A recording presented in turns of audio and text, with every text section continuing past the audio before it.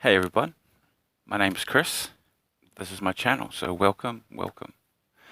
Um, what we're going to be doing on this channel is telling stories. Some of these stories are going to be science fiction, some of them are going to be non-fiction, and some of them will be actual factual. I want to share also my experiences, um, and through this medium, try and create conversations.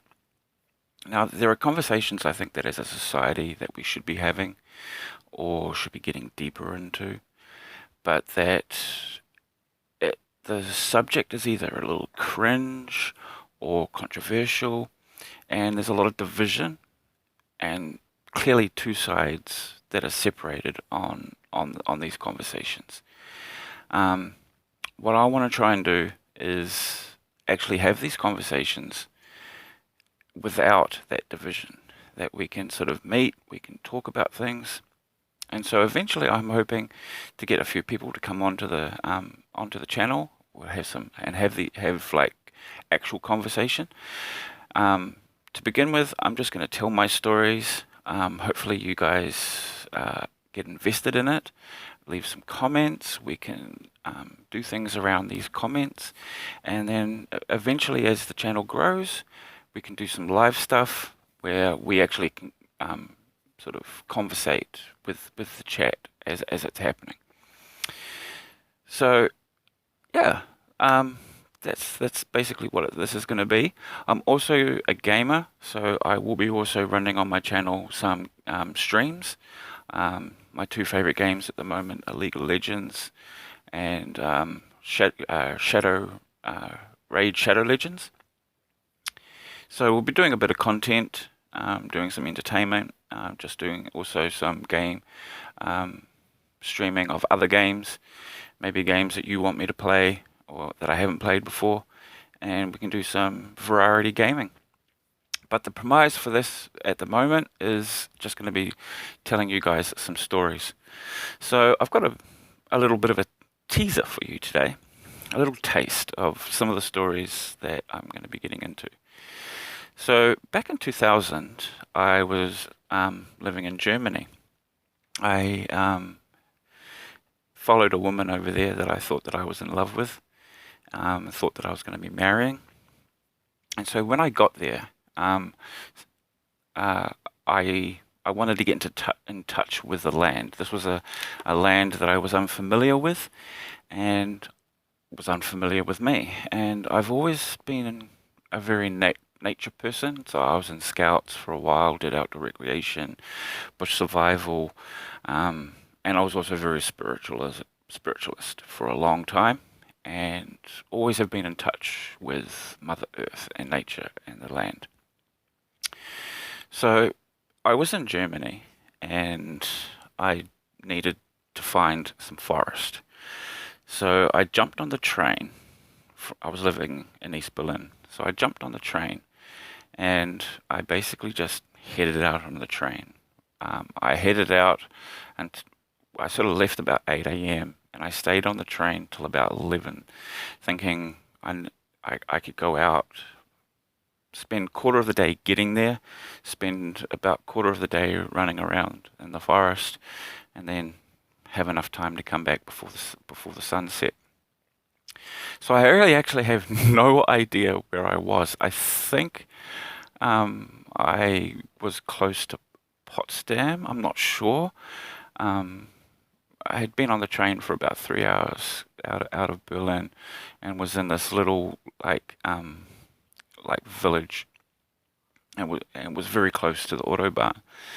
So I asked for directions to the forest, and just started heading off down this road, and then found this beautiful forest. Now, this was not my idea of a forest. It was huge. It was quite a few acres, but every tree, and these were pine, and they were big pine. You could tell that they were at least a couple hundred, at least 100 years old.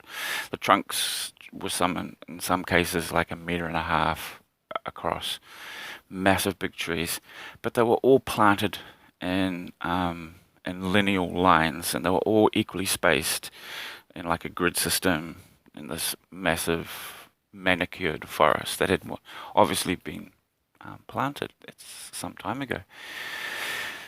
This wasn't. I mean, it's nature, but it wasn't the nature I was looking for. The raw, unbridled, untamed. You know, I've grown up with fantasy stories, Lord of the Rings. I read it when I was quite young. I was looking for something a little bit more dark forest. So I carried on walking through this forest, and eventually I hit the autobahn. And on the other side of the autobahn was this untamed, big, huge, natural, raw German forest. I was like, that's where I want to be. I looked up and down. There's obviously nothing to get across or under. There's no bridges. There's no tunnels. There's no walkways. This is the autobahn. Like, you know, no speed limit. People are doing like 170k up and down it. But I had to get across. I had to get across. This was my destination. The destination was across the autobahn. So what I did is I just waited until the traffic had all died down, and then I just gapped it. I boosted across the autobahn, get on the other side, and then I kept walking into the forest, and basically until I couldn't hear the road anymore, and to then just walked a little bit further. So I came into this like almost like a little clearing in the forest, and I sat down and then just sort of adjusted, got myself relaxed, and meditated a little bit within the space. And then, like, I had done some outdoor recreation and ecology, and one of the things I picked up was when you find yourself in a space of forest, mark out a 20 by 20 meter area, and then just discover everything that's within that 20 by 20 meter space. Just just learn about that space. So I spent like a good hour going around this 20 by 20 meter space that I had sort of set up. And most of these were just like tall, very tall trees. And there was this big bush that would have been, the height of it would have been about 2 meters. It was like about 3 meters by 2 meters, like this big, huge bush. And I'd gone around it, I'd looked in it, I had sort of, and then I was just sitting down, and where I was sitting was like this little hill, and you could see through like like a clearing in the canopy, so you could see out across more of the forest and across the landscape, and you could see the sky. I hadn't really picked up on, and I should have like probably made more note of this to begin with, but I did notice there were no birds, there was no wind, and there was no insects. It was actually strangely quiet. And I didn't, I did notice it. I was kind of just thinking, oh, maybe this is just, Germany not giving me the full theater, because it's like, who are you? So I'm sitting there, and I get this vibration in my pocket. Now, I didn't have a cell phone, but I had a vibration in my pocket, and I reached into my pocket of my jeans, and I pulled out a Kaimana, a crystal. Now, the year before, I had just been on a diploma doing outdoor recreation and leadership, and for our last year assignment, like the big assessment, we went down Taupo and we did rock climbing, kayaking, abseiling, we did camping, we did bush survival, we did search and rescue. We also went on this massive week-long hike, and we had gone in, and the only way to get into where we had gone is through this river that runs through the Kaimai. And as we'd been going through this river, you would see like these shimmering pools of white and blues and greens in the water.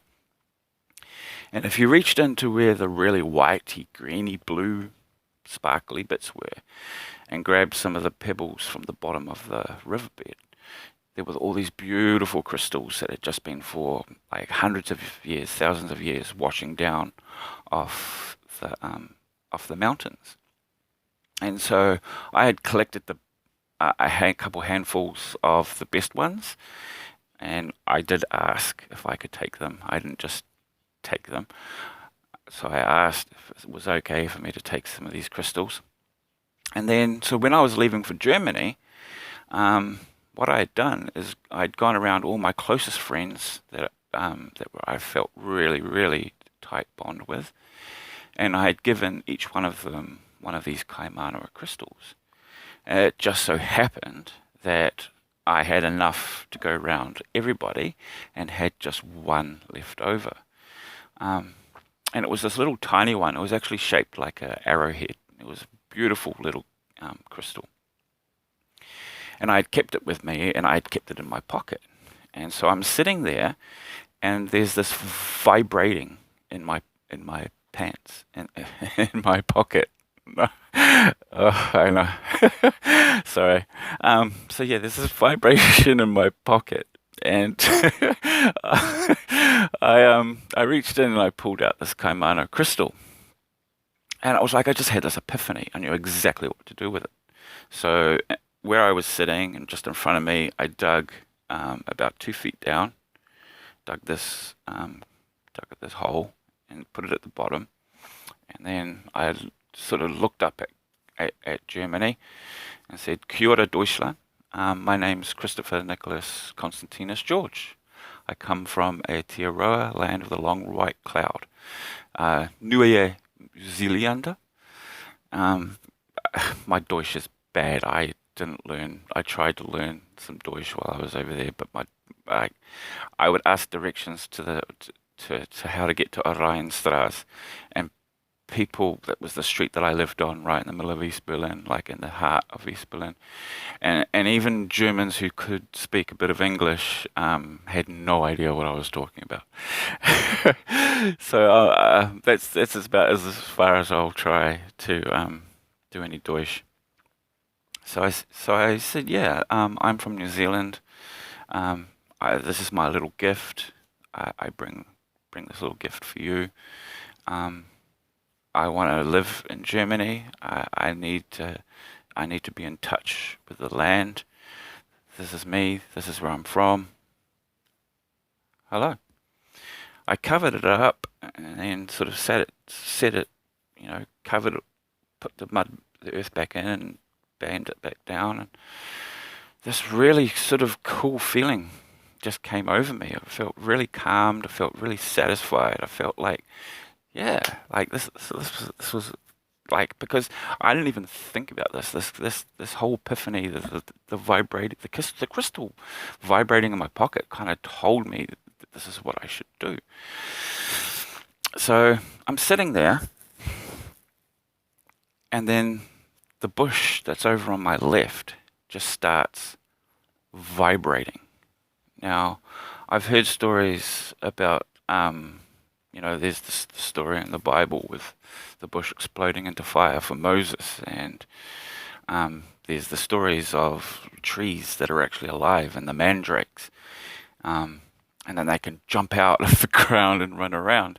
And I was like, whoa, what is going on? Like, this bush was like seriously like not just vibrating, it was like, it was rocking around. It was just like shaking violently. And I was like, either it is going to jump out of the ground, and then I don't know what happens then, or it's going to burst into flame and God is going to start talking to me. These two female elk come out, and the way they moved, everything they did was mirror imaged. So as when one's right leg moved, the other's left leg moved. When one turned and looked at me, the other turned and looked at me, and they stepped out, and they both looked at me, and then it was like this little pantomime theater ballet. They just like didn't even seem to touch the ground. They just pranced off in different and opposite directions from each other. I'm just like, wow. I was at that bush. If they were in it, the whole time I've been here, I've been here for I'd been now here for about an hour. It's like they made no notice of them being here. I was just like, I'm sure I looked at that bush and checked it out and hadn't noticed anything inside it.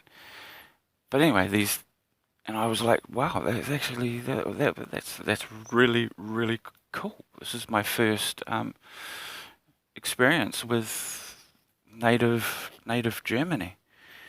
And then the bush erupted, and from the top of it, the biggest male elk I've ever seen. And like, if you've seen photos online of that kangaroo who's just like he's ripped, like he has muscles on muscles, and he hasn't got a single ounce of fat. This beast of an elk jumps out the top of the bush and lands next to it.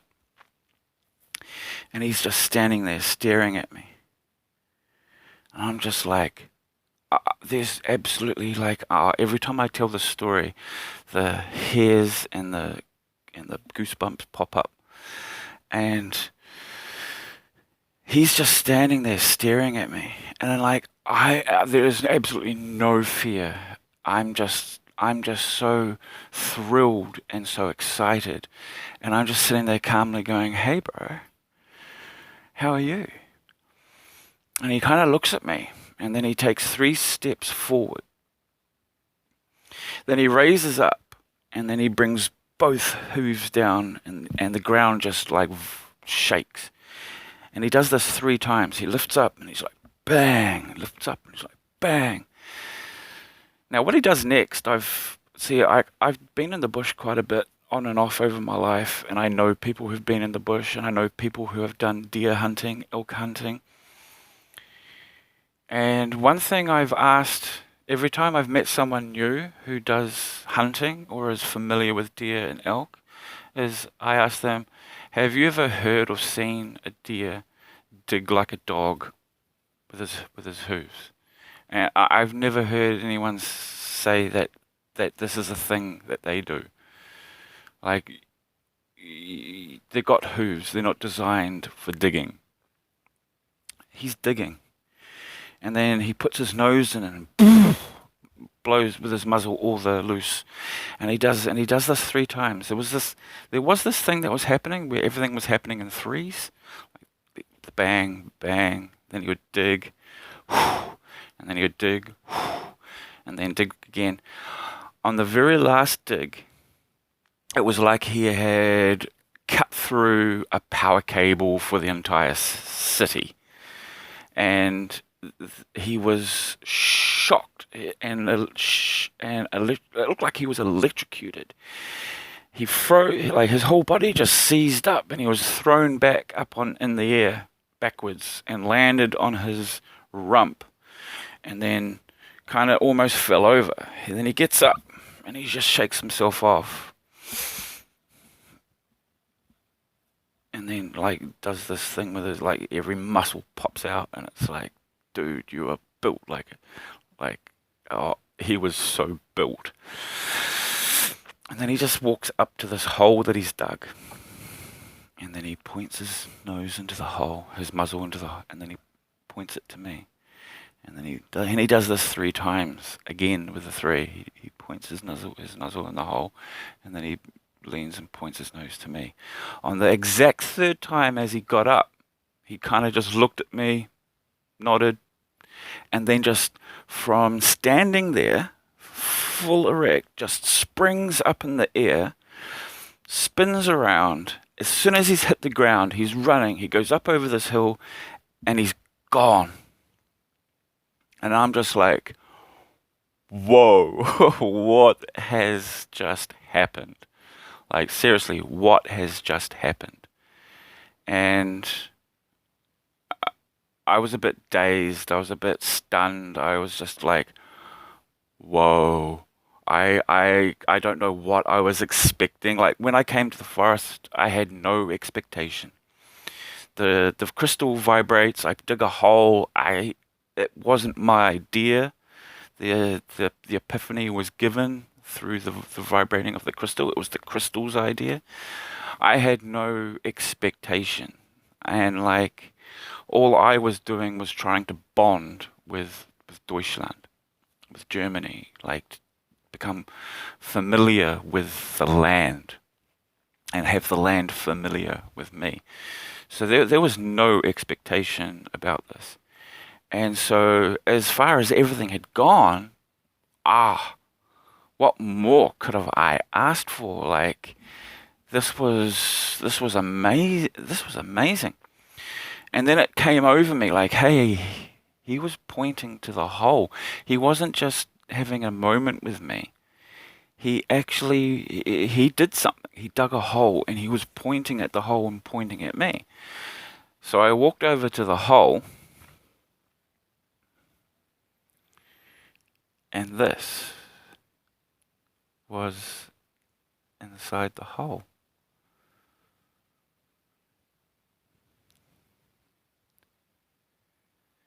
Now, I don't know if you can see, you should be able to see how this is a arrowhead. And then this one here,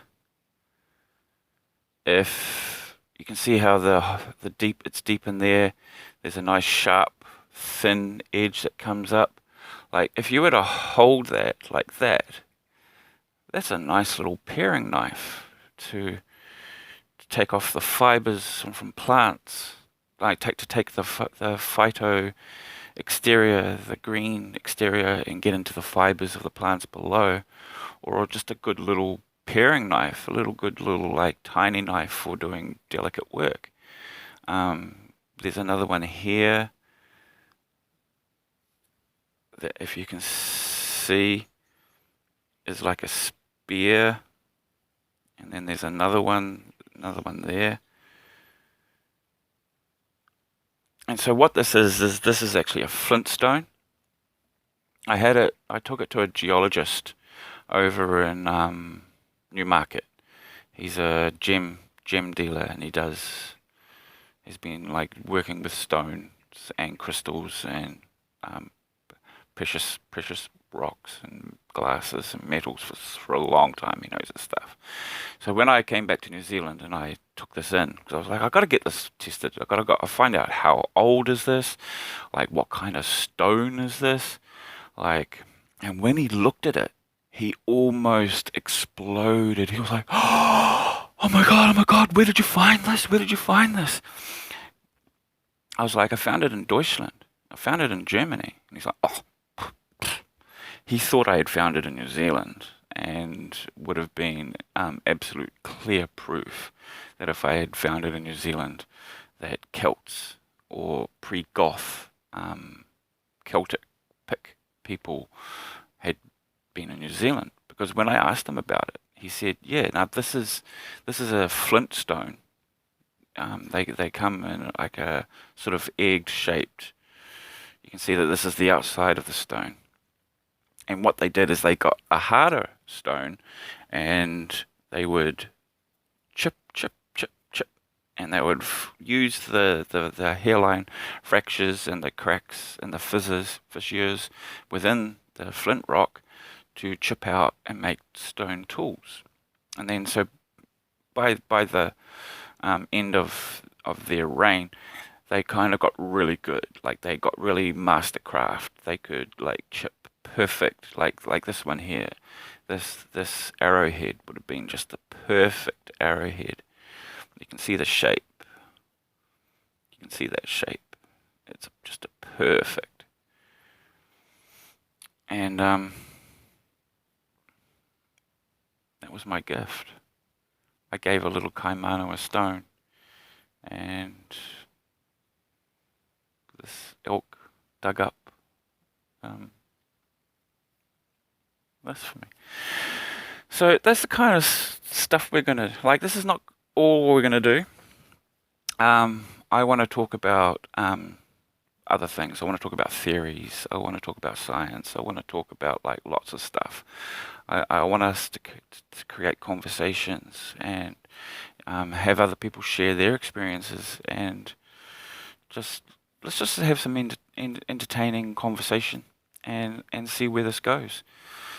So yeah, I don't want to keep this one too long because it's my first one, and I'm pretty sure there'll be ones that go longer. I'm going to try and keep within the 20 to 30 minute mark.